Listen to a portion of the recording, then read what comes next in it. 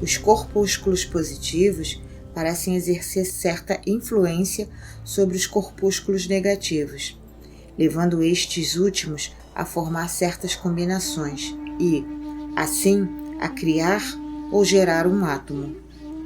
Isto está em consonância com os antigos preceitos herméticos que sempre identificaram o princípio masculino de gênero com o polo positivo e o feminino com o polo negativo de eletricidade, assim chamada. Agora, uma palavra sobre esse ponto relativo a essa identificação. A mente do público formou uma impressão totalmente equivocada sobre as qualidades do polo negativo da matéria eletrificada ou magnetizada. Os termos positivo e negativo são muito erroneamente aplicados a este fenômeno pela ciência. O termo positivo significa algo real e forte, quando se a compara com uma irrealidade ou fragilidade negativa. Nada está mais longe dos fatos reais dos fenômenos elétricos. O chamado polo negativo da bateria é realmente o polo no qual e pelo qual se manifesta a geração ou produção de novas formas de energia. Há nada de negativo que lhe diga respeito.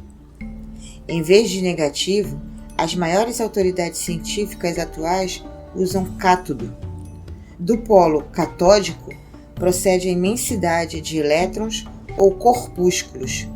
Do mesmo polo emergem esses maravilhosos raios que revolucionaram as concepções científicas nos últimos 10 anos.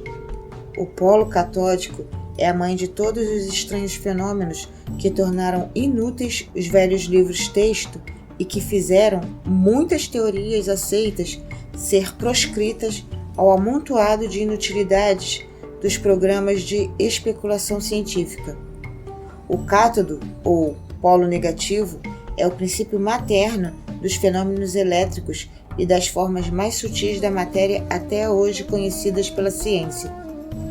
Pode ver, assim, que estamos certos quando nos recusamos a usar o termo negativo em nossas considerações sobre o assunto e, ao insistirmos na substituição do termo antigo pela palavra feminino, os fatos em causa nos levam a isso. Na substituição do termo antigo da palavra feminino, os fatos em causa nos levam a isso, sem levar os preceitos herméticos em consideração. Portanto, usaremos a palavra feminino em lugar de negativo, sempre que nos referimos a esse polo de atividade. Os últimos preceitos científicos nos dizem que os corpúsculos criadores ou elétrons são femininos.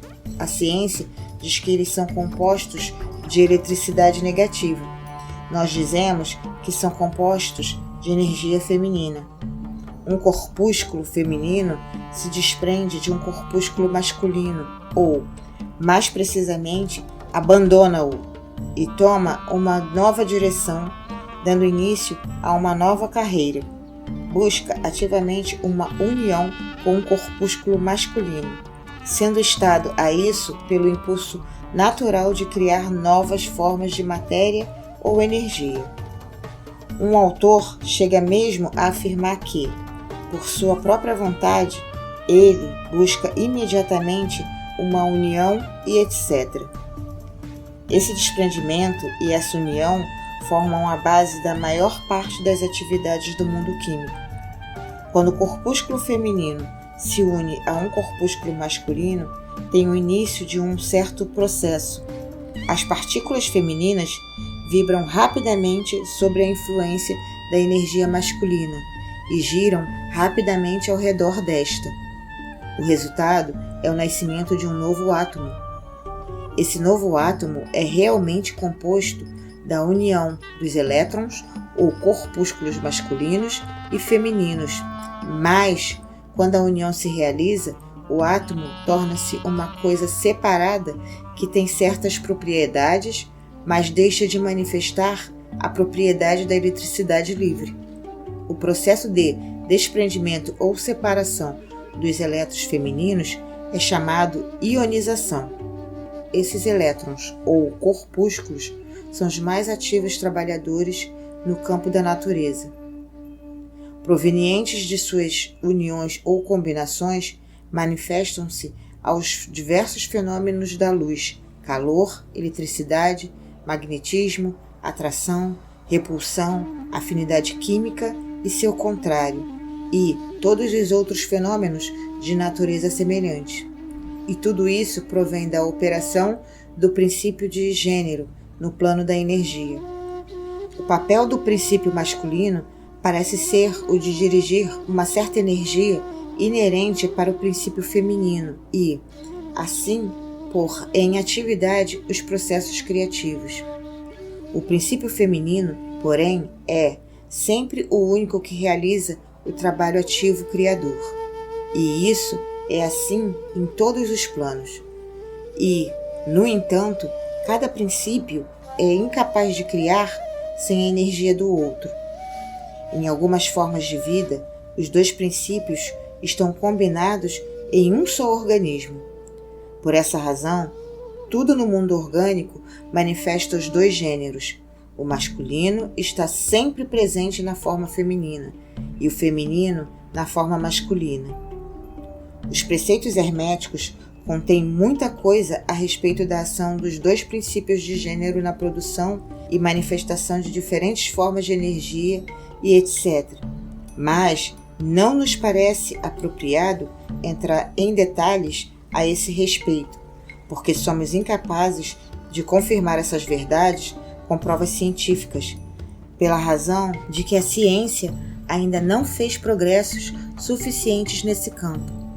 Contudo, o exemplo que demos dos fenômenos dos elétrons ou corpúsculos mostrará ao leitor que a ciência está no caminho certo e também poderia lhe dar uma ideia geral dos princípios subjacentes.